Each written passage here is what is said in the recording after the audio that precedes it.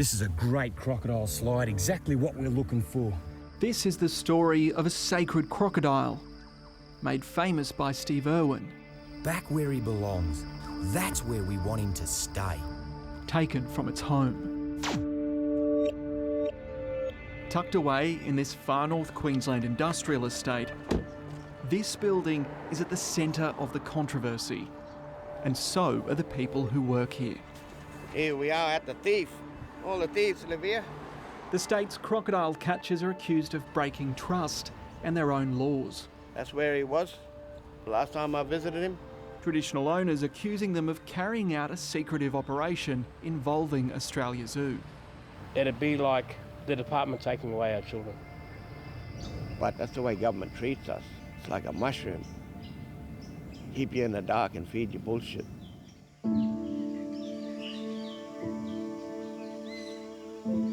But first, some context on the crocodile. Nicknamed Old Faithful, the 4.5 metre reptile is revered by traditional owners across Cape York. As a totemic animal, that crocodile is a grandfather, a brother and a father and a son to many people in my community. He's believed to be at least 80 years old and until recently lived at his namesake waterhole at Lakefield Rinuroo National Park. So I'm down here at Old Faithful. Rinuroo's been jointly managed by traditional owners and the state since 2011, meaning by law, any wildlife removal should involve proper consultation, which, Alwyn Lyle says, is the crux of an ongoing problem. You come down the side here. Last year, Alwyn gave the Environment Department, DETSI, verbal permission to remove a crocodile from Lakefield after he was told there were public concerns of aggressive behaviour. It wasn't until he came here to the holding facility in Cairns that he saw officers had removed 2 crocodiles. Just behind the fence there. And that one of them was Old Faithful. I'm not sure if you can see that, but that's Old Faithful in his enclosure. The other was slightly smaller. Alwyn believes it was the culprit. It was clear to see that the smaller of the two was starving, and it was easy for me to determine that this guy was the problem and that Old Faithful, he's big and fat and healthy and nothing wrong with him, and that's a wrongful arrest. When Alwyn started asking for evidence that Old Faithful was the perpetrator, he says he was stonewalled. The department went silent and the Environment Minister, who'd been to the National Park just months prior, wouldn't respond. Lawyers from the Environmental Defender's Office, leading legal experts in this space, also started investigating. We also reminded the decision makers that there are cultural rights attached to crocodiles in those communities. We did not get a response. And then, without warning, Old Faithful showed up here. We found out about it through the Cairns Post on a Monday morning. And on that Monday morning, the Australian Zoo put out their commercial. Once we heard that he was unreleasable, we jumped in to offer to give him a home. Well, I tell you, he had a home. Traditional owners are genuinely concerned for Old Faithful's welfare because there have been instances in the past in which crocodiles have died after long-distance transfers similar to this. I'd been trying to raise these concerns with the zoo for weeks with no response, so decided to just go straight to the source.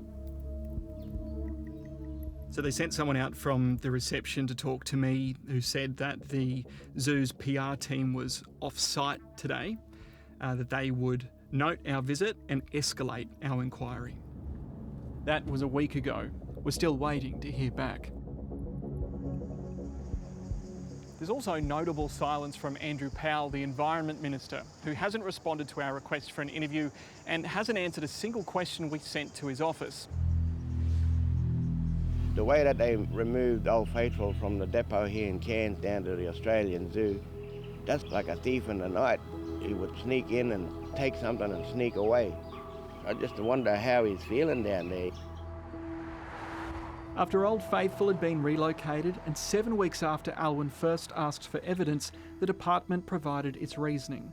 While the document describes multiple incidents of a crocodile lunging at boats and stalking people, it doesn't identify Old Faithful as the culprit or acknowledge cultural obligations, and there are potentially other legal flaws. EDO lawyers are now considering lodging a human rights complaint.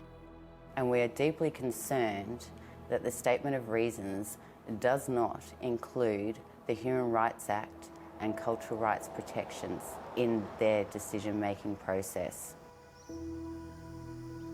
Traditional owners, among other critics, say the Old Faithful saga is part of a pattern where cultural rights are sidelined and tough laws and penalties aren't enforced.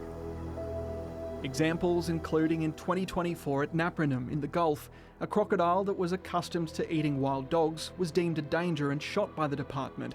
Community leaders say the animal was a totem and that the department acted without their consent.